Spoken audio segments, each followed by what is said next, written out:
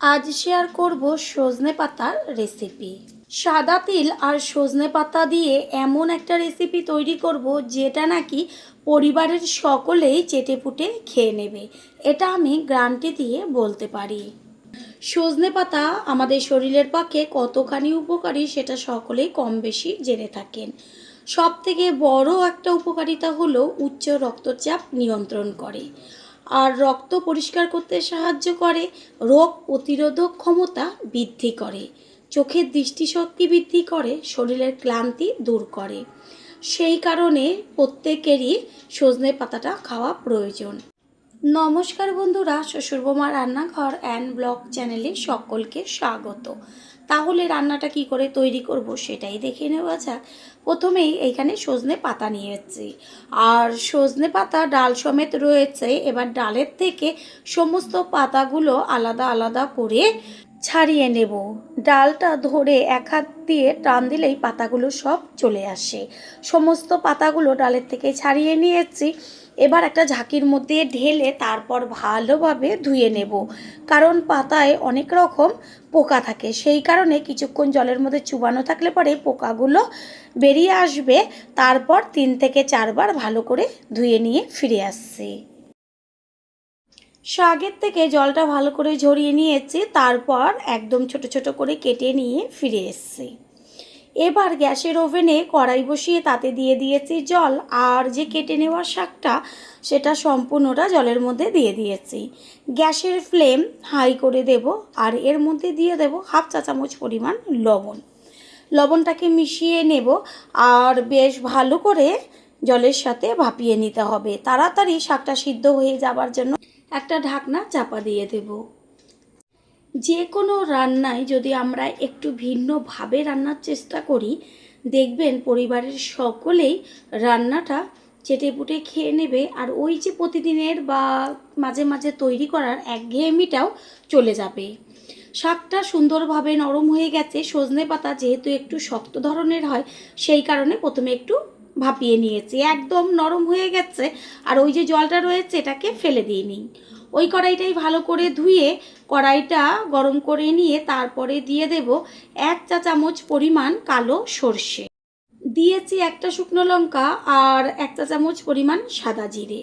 তারপর দিয়ে দেব 2 চা চামচ পরিমাণ সাদা তিল।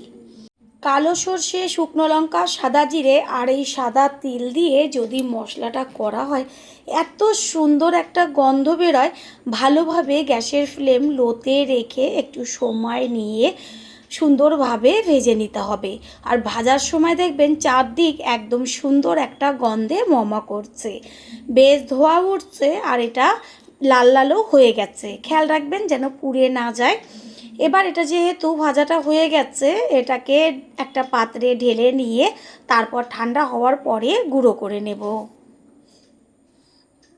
ভাজাটা কত সুন্দর হয়েছে সেটা দেখাই যাচ্ছে। গ্যাসের ওভেনে ওই কড়াইটাই বসিয়ে তাতে দিয়ে দিচ্ছি সর্ষের তেল। আর যে কোনো শাক রান্নার ক্ষেত্রে সর্ষের তেলটা ব্যবহার করলেই ভীষণ টেস্টি হয়। দিয়েছি একটা শুকনো লঙ্কা 2 টুকরো করে, দেব বড় চামচের হাফ চা চামচ পরিমাণ 5 ফোড়ন। তারপর ফোড়নটাকে ভালো করে ভেজে নেব। ফোড়নের থেকে সুন্দর গন্ধ বেরোলে এইখানে দিয়ে দিচ্ছি থেতো করে নেওয়া রসুন। এখানে আমি 10-11 কোয়া রসুন থেতো করে দিয়েছি। আর শাকে একটু থেতো করা রসুনটা একটু বেশি দিলে পরে খেতে ভালো লাগে। রসুনটা দেখছেন যে হালকা ভাজা হয়েছে, এই পর্যায়ে এর মধ্যে দিয়ে দিয়েছি কুচিয়ে নেওয়া পেঁয়াজ। এখানে আমি বড় সাইজের একটা পেঁয়াজ ব্যবহার করেছি। শাকের পরিমাণ অনুযায়ী পেঁয়াজটাকে ব্যবহার করতে হবে। পেঁয়াজ আর রসুন এবার একসাথে ভাজা হবে, আর তাড়াতাড়ি পেঁয়াজটা মজে আসার জন্য দিয়ে দিচ্ছি হাফ চা চামচ পরিমাণ লবণ। লবণটাকে মিশিয়ে নেব।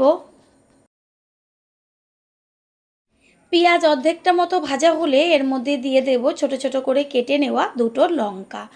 আমি মশলার মধ্যে একটা শুকনো লঙ্কা ভেজে দিয়েছি আর ফোড়নে দিয়েছি, আর এখানে 2টো কাঁচা লঙ্কা ব্যবহার করেছি। তারপর দিয়ে দেব ছোট ছোট করে ডুমু করে কেটে নেওয়া আলু।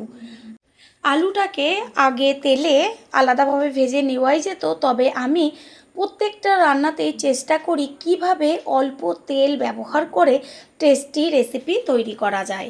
যদি আলু আলাদাভাবে ভাজা হতো তাহলে আরও আলাদা এক্সট্রা তেল লাগতো, সেই কারণে পেঁয়াজের সাথে দিয়ে দিয়েছি। হলুদ ভালোভাবে সব কিছুর সাথে মিশিয়ে নিয়ে গ্যাসের ফ্লেম লো টু মিডিয়াম করে আলুটাকে ভেজে নিতে হবে।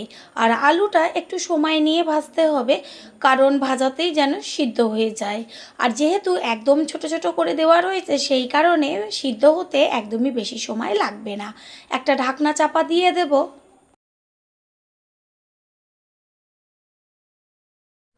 একটু বাদে ফিরে এসে কড়াইয়ে ঢাকনাটাকে সরিয়ে দিয়ে আলুগুলোকে ওপর নিচ করে নেড়েচেড়ে দেবো।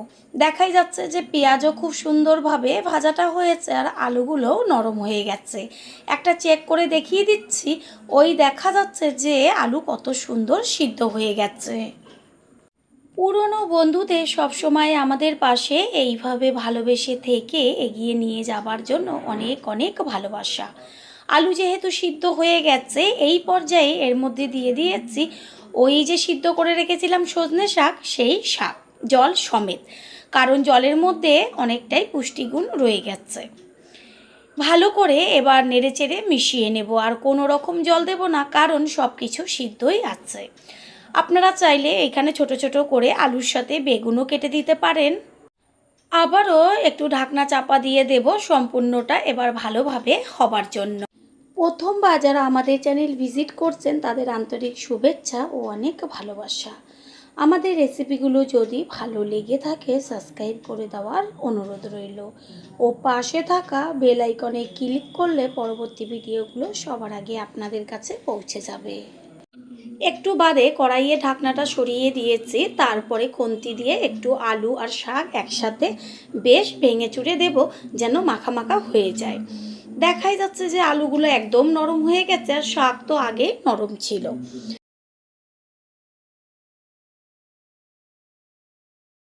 শাক একটু চেক করে নিয়েছি লবণের প্রয়োজন কি না। লবণ প্রয়োজন, সেই কারণে ছোট চামচের হাফ চা চামচ পরিমাণ লবণ দেওয়া হলো।